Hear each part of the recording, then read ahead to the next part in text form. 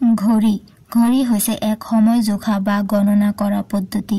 ইয়াৰ উদ্ভাৱন সময় বা উদ্ভাৱন কৰ্তাৰ বিষয়ে সঠিককৈ কোৱা টান। অষ্টদশ শতিকাত খ্ৰীষ্টিয়ান হুইজেন্সে প্ৰথম সঠিক সময় দিয়া ঘড়ি উদ্ভাৱন কৰে। তেওঁ গেলিলিঅ'ৰ পেণ্ডুলামৰ দোলনকাল সম্পৰ্কীয় সূত্ৰৰ সহায়ত 1656 চনত প্ৰথম পেণ্ডুলাম ঘড়ি তৈয়াৰ কৰি উলিয়ায়। অতীজতে মানুহে সময়ৰ কোনো ধাৰণা নোলোৱাকৈ বাস কৰিছিল, কিন্তু ধৰালৈ নামি অহা দিন ৰাতিৰ সহায় লৈ মানুহে সময় সম্পৰ্কে ঠাৱৰ কৰিবলৈ লয়। দিনৰ ভাগত অৰ্থাৎ পুৱাৰে পৰা সূৰ্যৰ অৱস্থান অনুমান কৰি সময় সম্পৰ্কে এক ধাৰণা কৰিবলৈ লয়।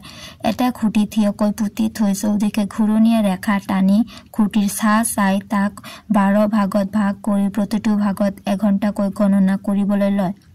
বহু হাজাৰ বছৰ আগতে ইজিপ্তত এনেধৰণে সময় গণনা কৰাৰ তথ্য পোৱা যায়।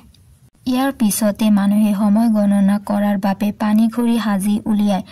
এয়া পানী ভৰ্তি পাত্ৰত সৰু ফুটা এটা কৰি অন্য এটা পাত্ৰত এই পানী ভৰাবলৈ লগা সময়ৰ ক্ষেত্ৰত কেতবোৰ দাগ দি সময়ৰ অনুমান কৰিবলৈ লয়।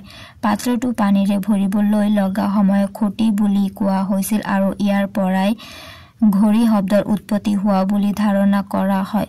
ইয়াৰ পিছত পানীৰ সলনি বালি ব্যৱহাৰ কৰি মানুহে বালি ঘড়ি ব্যৱহাৰ কৰিবলৈ লয়। ইংলেণ্ডৰ জলাৰ সময়ক দাগ দি দি সময়ৰ পৰিমাণ উলিয়াইছিল।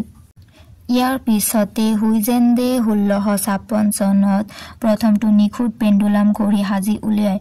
1840 চনৰ পৰা বিজ্ঞানীসকলে বৈদ্যুতিক ঘড়ি সাজিবলৈ উঠি পৰি লাগে আৰু 1918 চনত আমেৰিকাৰ অভিযন্তা হেনৰী এলিছ বাৰেলে প্ৰথমটো বৈদ্যুতিক ঘড়ি সাজি উলিয়ায়।